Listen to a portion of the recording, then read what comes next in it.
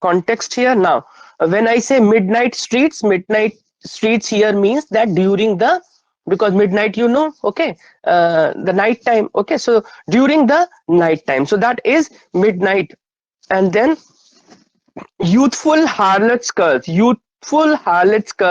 here refers to that it will weave, okay, old England's winding sheet, okay, and ultimately her raging desire for bread will undermine the whole misery, okay, built London of spire and palace.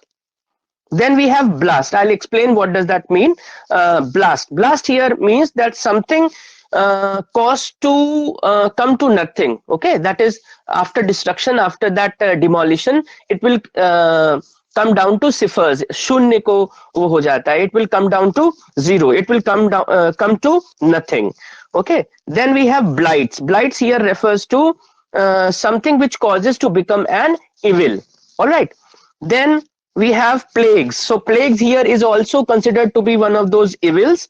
And then we have marriage hears. So marriage hears here refers to the loveless marriages, okay, the marriages now symbolizing living death. That is when you enter into this courtship, when you enter into this relationship, even then there is no life in the relationship, okay, there is no love in the relationship, so that is a loveless marriage. So that is a marriage hears. Now, what does the stanza wants to convey, or what does Blake wants to say to his readers or convey to his readers is, you see, now what can be the most appalling curse, ठीक है, सबसे ज्यादा बड़ा अभिशाप क्या हो सकता है, ठीक, कि अगर आप इसकी बात करें, that will now what is the context, ये जो second line है, how the youthful harlots curse that will weave old England. अगर आप ये बात करें तो ये जो पुराना इंग्लैंड है, वाइंडिंग शीट है, और उसका जो रेजिंग डिजायर है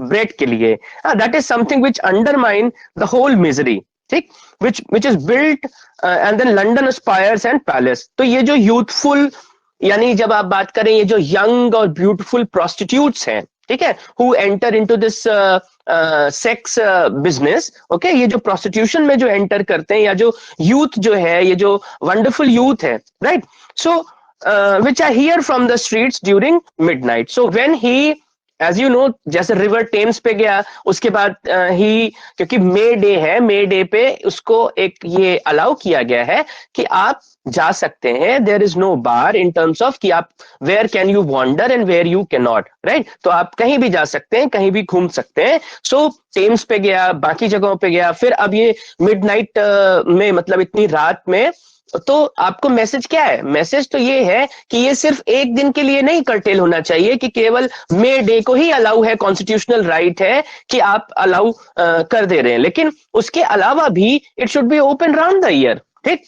तो वो कह रहा है कि जब मैं स्ट्रीट्स पे ड्यूरिंग मिडनाइट जब जाता हूं, when I hear these curses, when I hear, देखो कर्सेस इसलिए क्योंकि जिसको सपोज आपको अगर अभी कुछ, आपको सपोज इंटरनल में मार्क्स ना मिले, तो you would curse your teacher, you would say कि अरे क्या हो गया, मैंने तो सब कुछ किया था, ऐसा था वैसा था, and number of things would be there, right. So ये जो है आपका, तो वही जो चीजें जो शॉर्ट आपको क्या कहते हैं कि जो इन सारे लोगों को, ये जो इम्पोवरिश्ड लोग हैं, जो पॉवर्टी स्ट्रिकन लोग हैं, जो डाउन ट्रॉडन सोसाइटी है, जिनको वो अपॉर्चुनिटीज वो ओपन अप नहीं करी गई हैं, so when he visits, or rather when he ferries, ये रात में जब ये चक्कर काटते हैं, या रात में जब ये निकलते हैं मिडनाइट स्ट्रीट्स में जब ये होते हैं, so then he finds out कि ये जो young beautiful prostitutes हैं, ठीक है, okay, so they are someone who consequently are manifested in the infant sufferings,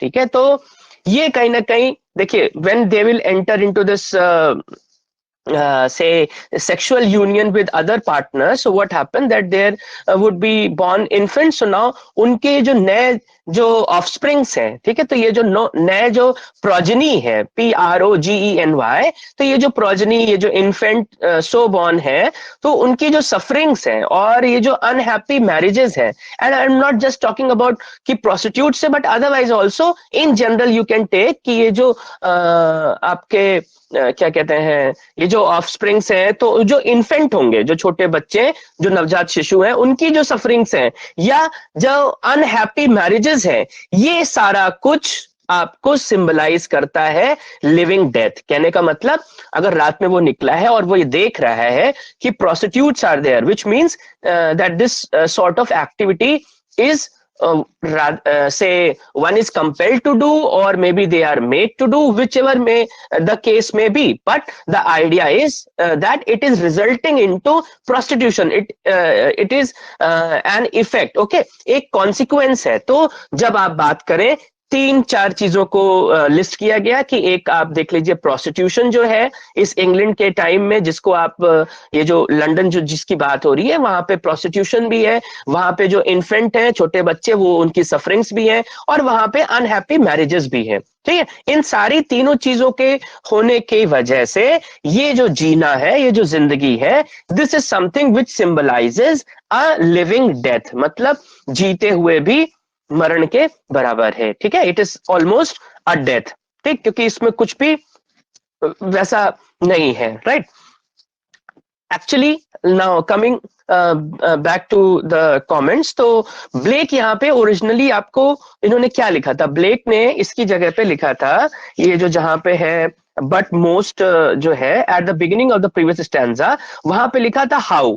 ठीक है, लेकिन इसको चूंकि फाइनल स्टैंजा है, तो फाइनल स्टैंजा में क्लाइमेक्स लाने के लिए बट का यूज यहाँ पे किया। ठीक है, और क्लाइमेक्स आप जानते हैं कि किसी भी लिटरेचर में या किसी भी सपोज फिल्म में है, अगर आप क्लाइमेक्स की बात करते हैं, तो किसी भी ये लिटरेचर में या साहित्यिक रचना में जो हाईएस्ट पॉइंट होता है, जो एपेक्स है, जो पिनेकल है, ठीक है, जो highest point in the play, in a drama, in any piece of literature, so to say, है ना, specially it is there in a drama specially, है ना। अदरवाइज पोएम में भी आप कह सकते हैं कि एक क्लाइमैक्टिक एंडिंग है ना। तो क्लाइमैक्स जो होता है हाईएस्ट पॉइंट होता है, तो ये जो हाईएस्ट पॉइंट यहाँ पे आ रहा है पोएम में, तो ये क्लाइमैक्स को और हाइटन करने के लिए, उसकी और इंटेंसिटी को, कहने का मतलब अभी तक जिस ग्रेविटी के साथ में आपको, जिस इंटेंसिटी के साथ में आपकी प्रोपेंसिटी को इंक्रीमेंट किया है, प्रोपेंसिटी मतलब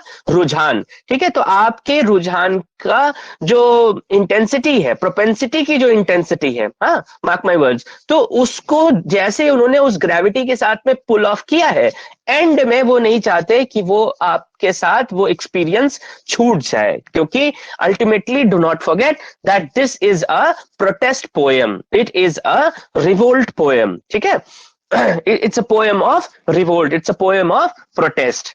ठीक, तो यहां पे पहले ये कह रहे हैं कि हाउ करके स्टार्ट किया था, लेकिन बाद में इन्होंने अपने शब्दों को चेंज करके बट मोस्ट कर दिया था।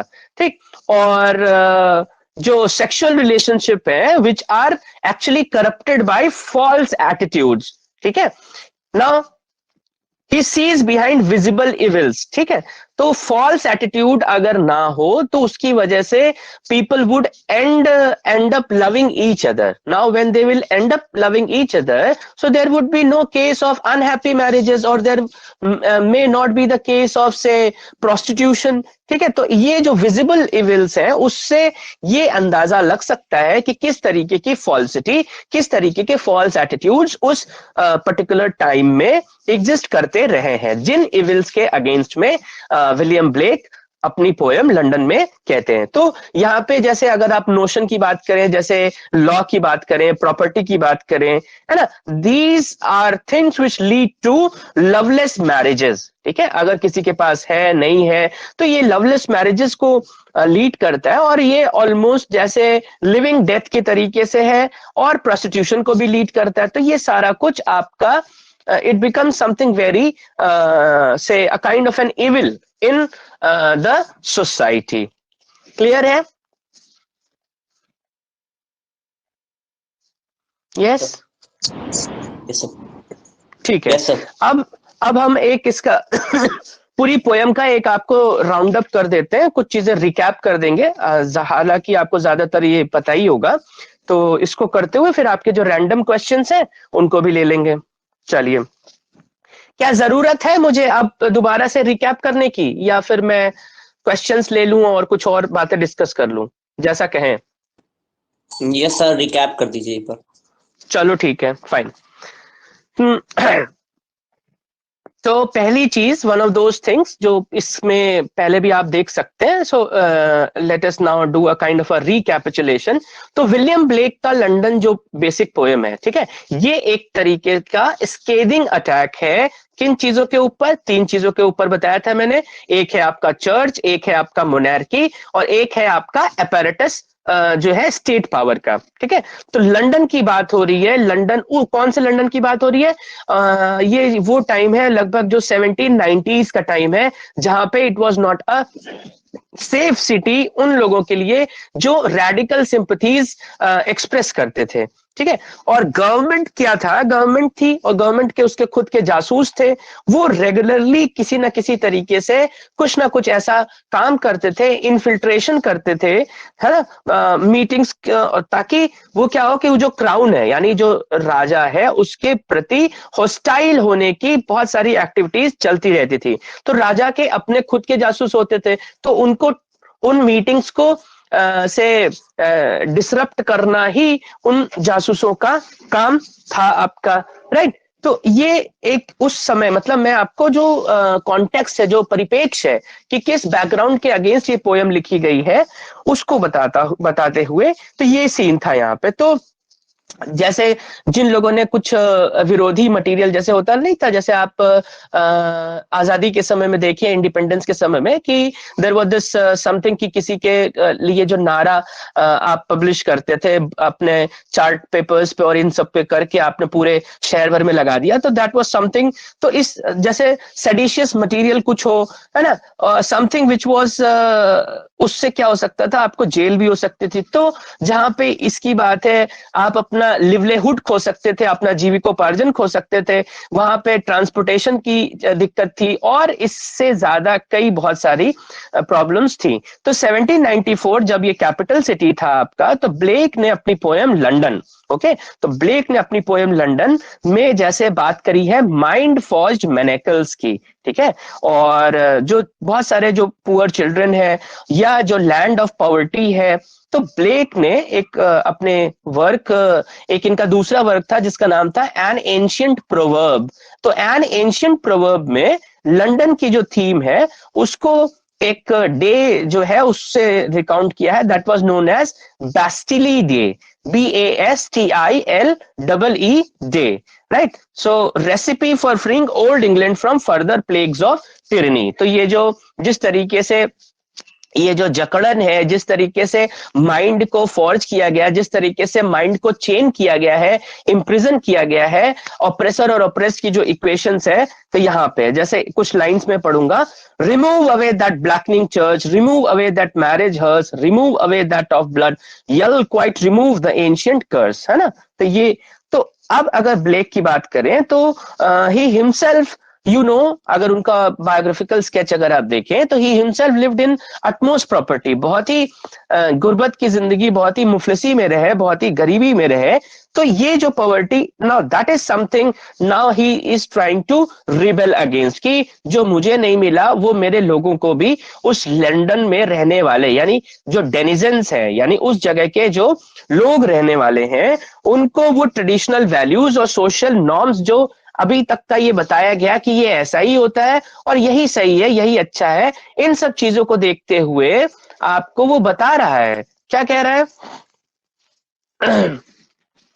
हाँ, तो वही उसके अगेंस्ट आपको बताया। तो बेसिकली लंदन जो पोएम है, it's a kind of a social satire, ठीक है, एक सोशल सटायर है, जहां पे ये एफर्ट किया गया है, या ये हाईलाइट किया गया है सोसाइटी के जो इविल्स हैं, उनको हाईलाइट किया गया है। जैसे सोसाइटी के इविल्स में 2-4 बातें क्या आती है? सबसे पहले था आपका पॉवर्टी, फिर है आपका child labour, then you have कि जो बेफजूल मतलब बिना किसी कारण के, क्योंकि लोग कौन मरते थे, जैसे आज भी देखिए सोल्जर्स जाता है, ठीक है, मिनिस्ट्री में से कोई नहीं जाता है, ठीक, तो उसी तरीके से आपका ये जो मीनिंगलेस वॉर्स है, मीनिंगलेस वॉर्स होने की वजह से ये इनके जो जो पुअर लोग हैं, जो सफरर्स हैं, they are at the receiving end, उनकी दुर्गति होती है, राजा महाराजा या उनकी सेना या उनका कुछ नहीं होता है, ठीक है। तो ये जो मीनिंगलेस वॉर्स है, ये जो सिमरिंग म्यूटनी है लोगों के अंदर, ये जो ज्वलनशील है, तो ये बेसिकली ये है तीन पिलर्स जो है आपके पावर के, जो तीन पिलर्स पावर के कौन कौन से बताए गए,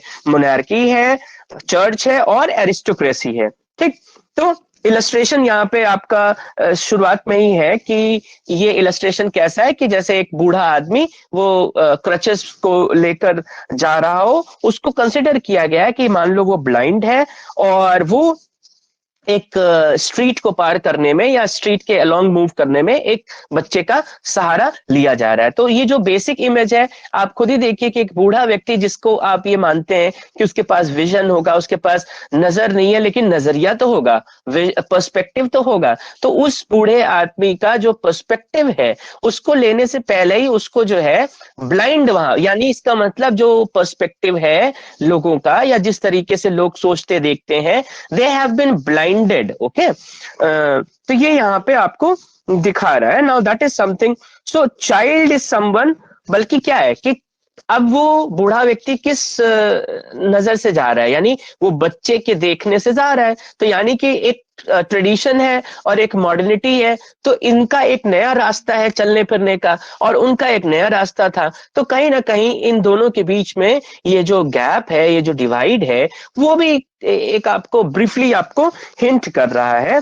और सो टू एन एक्सटेंट ये एक ट्रू पिक्चर है लंदन की जो आपको यहाँ पे शो कर रहे हैं। तो ये इलस्ट्रेशन बेसिकली कनेक्ट करता है कि ये जो ओल्ड मैन है उसका विजन डिफेक्टिव है, ठीक है, और डिफेक्टिव है इसलिए there is a need that it should be complemented by that of the boy. तो कहीं ना कहीं इसका पैरेलल अगर आप देखें कि यानी कि जो प्रेजेंट में जो मोनार्क या जो चर्च या जो एरिस्टोक्रेसी है, इसको अगर आप वो ओल्ड मैन मान ले, ठीक है, तो वो ओल्ड मैन का जो विजन है वो डिफेक्टिव है, क्योंकि सबका साथ सबका विकास वाली जो चीज है, अगर वो उन सारे लोगों को छोड़ देता है तो वो कहीं ना कहीं डिफेक्टिव तो है ही है। अब उनको जरूरत क्या है कि ये जो दूसरे लोग हैं, यानी जो पुअर है या जो इस और जितने सारे लोग रह जा रहे हैं, उनके विजन को भी कॉम्प्लीमेंट करना चाहिए। तो आइडली ये रिक्वायरमेंट है। तो ये जो लड़का है ना, तो अब मार्क्स दो तरीके, मार्क्स की दो मीनिंग है।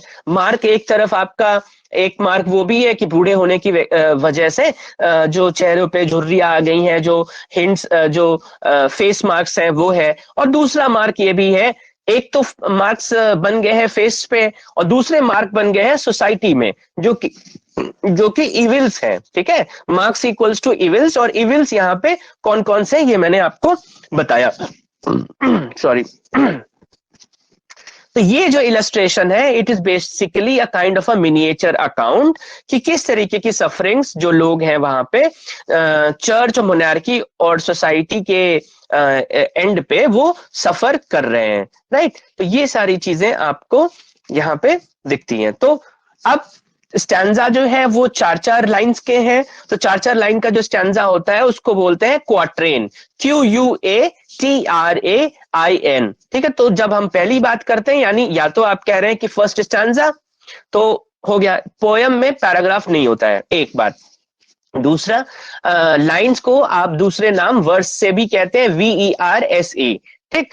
अब फिर क्या हुआ कि आप या तो कहें कि फर्स्ट स्टैंजा, और अगर आपको स्टैंजा का नंबर ऑफ लाइंस पता है तो आप उस हिसाब से भी कह सकते हैं कि इन द फर्स्ट क्वाट्रेन, तो उस क्वाट्रेन पोयम में होगा, और वो जाहिर है कि आप फर्स्ट स्टैंजा की बात कर रहे हैं। तो ये जो 4 स्टैंजा है टोटल, ठीक है, तो आपको हमेशा पोयम की लेंथ पता होनी चाहिए, पोयम का फॉर्म पता होना चाहिए, पोयम का स्ट्रक्चर पता होना चाहिए कि टोटल नंबर ऑफ लाइंस कितनी है और कितनी कितनी लाइन के हर स्टैंजा है, ठीक। तो यहाँ पे क्लियर है कि 4 लाइन के 4 स्टैंजाज है, और पहला क्वाट्रेन जो है वो यहाँ पे ब्लेक जो है बेसिकली जो फॉरेन स्टेट है, जो कंटेम्प्रेरी लंदन का, ठीक है, जो पहले हुआ करता था, उससे अब अभी में क्या है कि यहाँ पे फॉरेन स्टेट क्यों है? क्योंकि फॉरेन स्टेट इसलिए है क्योंकि हर एक मैन जो है, every man is seen with marks of weakness, marks of वो। तो जैसे उस बूढ़े व्यक्ति पे वो जो चेहरे पे जो झुर्रियां पड़ गई हैं, जो सोसाइटी में जो इविल्स है, उसी तरीके से हर एक व्यक्ति को जब आप देखते हैं तो उनके में हम लोग मार्क्स ऑफ वीकनेस देख सकते हैं, मार्क्स ऑफ वो, WOE मतलब प्रॉब्लम्स, ठीक है। तो ये जो वेरी फ्रीडम है मैन की, दैट हैज बीन कर्टेल्ड, उसको कहीं ना कहीं उसको रिस्ट्रिक्ट कर दिया गया है, उसको बंदिश बना दी गई है। और यहाँ पे जो स्ट्रीट्स है लंदन की, यानी जब आप कह रहे हैं चार्टर्ड स्ट्रीट है ना, क्योंकि उसको रिस्ट्रिक्ट कर दिया गया, तो फिर आगे चल के क्या डिवाइन रिवर टेम्स की बात हो रही है, वो भी चार्टर्ड हो गई, राइट। तो फॉलोइंग स्टैंजा में आप जब आप देखते हैं, जब वो कहता है माइंड फॉर्ज्ड मैनाकल्स, या जब कहता है कि that is basically the root cause of every cry of every man, every infant's cry of fear and every ban, ठीक है। तो ये रीजन बता रहा है। तो अब कह रहा है कि ब्लेक को क्या चीज अपील करती है या क्या चीज वरी कर रही है, what is something which perturbs Blake. Now that is कि मेंटली और इमोशनली, ठीक है, जो सफरिंग्स हैं, जो इन ह्यूमन लाइफ्स हैं, ठीक है, सफरिंग्स इन ह्यूमन लाइफ्स किन लोगों की, जो चिमनी स्वीपर्स हैं, जो छोटे छोटे बच्चे जो चाइल्ड लेबर में लगे हुए हैं, जो चिमनी स्वीपर्स हैं, या जो हैप्लेस सोल्जर्स हैं, ठीक है, या जो यूथफुल हार्लेट्स हैं, इन सारे लोगों को they have been forced to stoop for piece of bread, कि सिर्फ एक छोटी सी रोजी रोटी के लिए, लिवलीहुड के लिए, जीविकोपार्जन के लिए इनको समय समय पर हमेशा they have been force to stoop, यानी उन्हें अपने लेवल से नीचे जाना पड़ा, या उनको अपने ह्यूमन लेवल पे ट्रीट नहीं किया गया, ठीक है। तो इसलिए वो ब्लेम कर रहा है कि चाहे प्रीस्ट हो, भाई चर्च था तो चर्च ने भी ख्याल नहीं रखा, मोनार्की थी, मोनार्की ने भी नहीं रखा, और जो अपैरेटस था स्टेट पावर का, उसने भी नहीं रखा। तो वो ये जो ब्लेम कर रहा है, प्रीस्ट को ब्लेम कर रहा है, अरिस्टोक्रेट को ब्लेम कर रहा है, मोनार्क को ब्लेम कर रहा है, क्योंकि ये एक ऐसा एक ट्री मान लीजिए, ठीक है, ट्री होता है और फिर उसके बाद ये आपकी ऑफशूट्स हैं। तो अगर ये ट्री है तो ये जो इविल्स हैं ये सारी आपकी ऑफशूट्स हो गई। तो कह रहा है कि ये जो जितने सारे जो ट्री है जो सोशल लेवल का, उसकी जो जड़ों को, है ना, उसकी जो रूट्स को खाद का, पानी का, फर्टिलाइजर का, या जो उसको अभी सिंचित करने का, उसको सींचने का, उसको इरिगेट करने का, या उसको वाटर करने का, यानी अगर ये पेड़ है, just think of the image कि भैया ये पेड़ है और उसकी ऑफशूट्स जो है वो आपके ये सोशल इविल्स हो गई। तो इस सोशल इविल के पेड़ को वाटर देने का काम कहां से हुआ? वाटर देने का काम हुआ सेल्फिश टीयर्स जो हैं। सेल्फिश टीयर्स किस चीज के? मर्सी के, पिटी के, पीस के, ठीक है। तो वो सारे चीजों ने उस पर्टिकुलर पेड़ को वाटर किया है, उसको इरिगेट किया है। जैसे लाइंस दूसरी जगह से ये या यहाँ पे है, pity would be no more if we did not make somebody poor and mercy no more could be if we all were as happy as we and mutual fear bears peace till the selfish loves increase, ठीक है। तो Blake also felt hurt by these cries, ठीक है। तो इन सारी जो पुकार है, जो चीखें हैं, जो लाउड डिक्लेरेशन है, जो लोगों का ये जो अनाउंसमेंट है, इन सारी चीजों से ब्लेक कहीं ना कहीं प्रभावित थे। ही वॉज ऑल्सो मूव्ड और रादर ही फेल्ट और ही हर्ड द क्राइज और विच वर देयर। तो हार्लेट्स कर्स की बात कर लें, यानी कि लवलेस मैरिजेस की बात कर लें, है ना, piers through his heart because he could see behind कि इविल करप्शन की वजह से, यानी अगर people were entering into prostitution, people were entering, why was it so? It was merely so because of the false attitudes of the city London, जिसकी वजह से लोग आपस में उनकी जो मैरिजेस थी वो सक्सेसफुल नहीं थी, ठीक है, जिसकी वजह से दे वर एंटरिंग इनटू प्रिजन में भी। अब प्रोस्टिट्यूशन है, लॉ है, प्रॉपर्टी है, प्रिजन है, सब कुछ उस और चीजों की वजह से मतलब अफेक्टेड था। तो इविल करप्शन जो ह्यूमन रिलेशनशिप का है ना, मैन का जो डिसीटफुल एटीट्यूड है, डिसीटफुल मतलब चीट करने वाला, और उसकी जो मीननेस है, तो ही फाउंड आउट एंड उसने बहुत ही वेहेमेंटली, मतलब बहुत ही कड़े तरीके से इसकी निंदा करते हुए वेहेमेंटली कंडेम किया है ये जो लवलेस मैरिजेस थी, यानी प्रॉपर्टी के लिए, पोजीशन के लिए, है ना, and what did it effect into young and beautiful girl prostitutes who also made their lives living deaths. तो उनकी भी जिंदगी कोई बहुत अच्छी नहीं थी। सो अगर आप ये जैसे कहते हैं ना वेडेड ब्लिस जैसे आपने मैथ्स में पढ़ा होगा, कॉन्जुगेट्स या अंग्रेजी में जब आप बात करते हैं या अगर लॉ अगर आप पढ़ते हैं तो उसमें विक्टोरियन टाइम में एक कॉन्सेप्ट था वेडेड ब्लिस। कहने का मतलब अगर आपको ये जो सेक्सुअल प्लेजर है वो आप तभी एंजॉय करें when you are married to someone and not before marriage, तो ये वेडेड ब्लिस हो गया।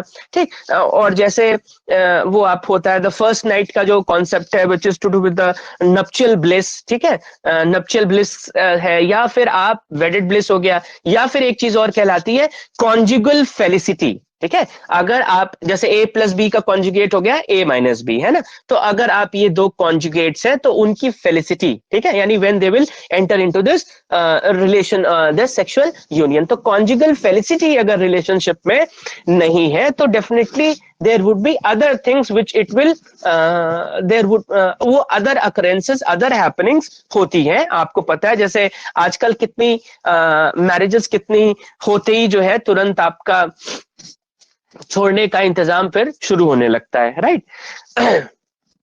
सो ये जो एक अच्छी बात है कि जो आप एक संबंध में और एक इस तरीके से जुड़ते हैं और वहां से ना शुरुआत होकर ये मैरिज हर्ट्स यानी कि एक कर्ज के तौर पे कन्वर्ट हो जाता है because of the false attitudes in the city, right.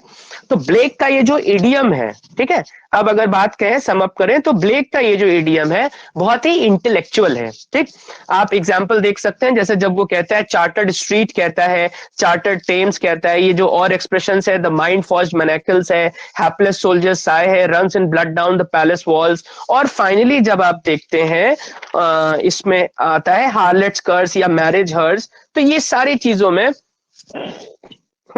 तो पोएम के अंदर आप ऑल्टरनेट राइमिंग देख सकते हैं।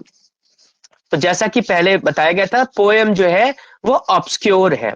अच्छा मैं आपको बताऊं, ऑब्सक्योरिटी कोई डिफेक्ट नहीं है, ठीक है, ऑब्सक्योरिटी डिफेक्ट इसलिए नहीं है क्योंकि एक जो गहना है जो सबने पहना नहीं है वो है एम्बिग्विटी।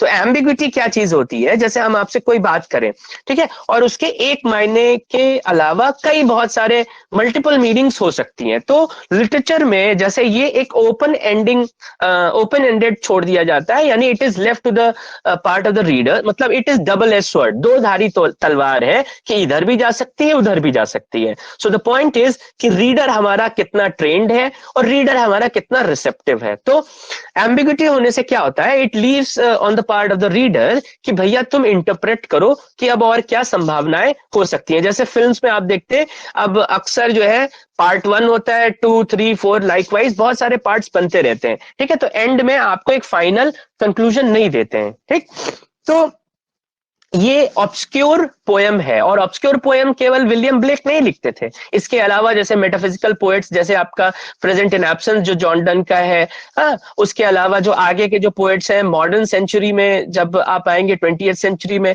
तब भी आपका ये अकाउंट्स होते थे, right. So obscurity is not a defect, ठीक है, इट इज जस्ट कि उनकी लेयरिंग्स होती हैं, उनमें मल्टीपल मीनिंग्स होती हैं, अगर आप डिसाइफर कर पाते हैं तो आप कहते हैं हाँ भाई बहुत अच्छी पोएम है, और जब आप वो समझ नहीं पाते तो आप कहते हैं कि ये तो बहुत बकवास लिखा है। तो ये सिर्फ उस तरीके से है। तो हाँ पोएम जो है वो ऑब्सक्योर है और इनफैक्ट इतनी केपेबल है दैट अच्छा ऑब्सक्योर है तो that is the prime reason कि होस्ट ऑफ इंटरप्रिटेशंस आपको इसमें मिल सकते हैं। और इनफैक्ट मैंने शुरुआत में ही आपको बताया था कि इस काम के बारे में ये कहा गया है that it can be made to mean whatever you want it to mean. आप इसका वो मतलब निकाल सकते हैं आप जो मतलब निकाल लें, समझ गए। जैसे डीजी कैथोलिक ने भी कहा था कि the huge difficulty and obscurity of his work arises from an intellectual and imaginative disorder. All right. So, if I were to conclude now, तो लंदन अभी तक आपको बात क्लियर है, और ब्लेक की इस पोएम को माइटीएस्ट लिटिल पोएम के नाम से जाना गया है। सिंगल कोट्स में आप लिखेंगे माइटीएस्ट लिटिल पोएम, ठीक है तो छोटी ठीक है, देखन में छोटी लगे घाव करे गंभीर। ठीक, तो ये छोटी पोयम ने विलियम ब्लेक की शख्सियत को एक ऊंचे आयाम पे पहुंचाया है। ठीक है, एंड तो ये इसके अंदर जो इन्फिनिट कर्सेस हैं, है ना, एक छोटे से कमरे में ये जो इन्फिनिट कर्सेस हैं, या world at war in a grain of London suit. ठीक, ये थी पोयम आपकी विलियम ब्लेक लंदन, जहां पे ये क्रिटिकल अप्रेजल है। शुरुआत में भी इंट्रोड्यूस मैंने किया था, बाकी line to line word to word explanation आपको मैंने कर दिया है। So by now it must have been clear to you. Yes, yes sir. हाँ, फाइन।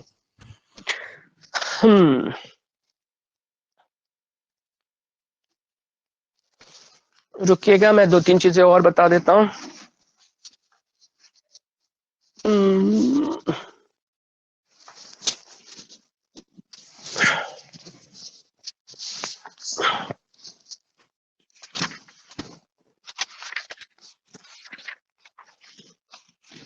आप सारे लोग, जो लोग जहाँ पे इस तरीके से अगर अटकते हैं ना, तो आपको एक किताब खरीदनी चाहिए, एक dictionary of literary terms and theory करके। आप गॉथिक के बारे में एक बच्चे ने पूछा था, उसमें थोड़ा और बता देते हैं। हाँ, ये सही था, ये आपकी जर्मेनिक ट्राइब थी। और जैसे स्पेशली आर्किटेक्चर को, अगर आपने आईटी कॉलेज देखा है, अगर आपने क्रिश्चियन कॉलेज देखा है ना, तो ये थोड़े से जो मिडिवल जो आर्किटेक्चर था वो उस गॉथिक आर्किटेक्चर को रिजेंबल करता है। ये बेसिकली फ्रांस में ओरिजिनेट हुआ था और यूरोप में फिर फ्लरिश किया 12th और 16th सेंचुरी में। ठीक है, लेकिन जब इसको आप लिटरेचर में, मतलब ये फील्ड कहाँ की है, ये फील्ड है आपकी आर्किटेक्चर की। ठीक है, गॉथिक होना। लेकिन जब इसको लिटरेचर में अप्लाई किया गया, स्पेशली लिटरेचर में भी कौन सी विधा में, फिक्शन में जब अप्लाई किया, यानी कि नॉवेल्स वगैरह में। ठीक है, तो इस टर्म का मतलब था कि जब रोमांटिक एडवेंचर्स जो होते हैं फ्राइटनिंग सराउंडिंग्स में, ठीक, जहां पे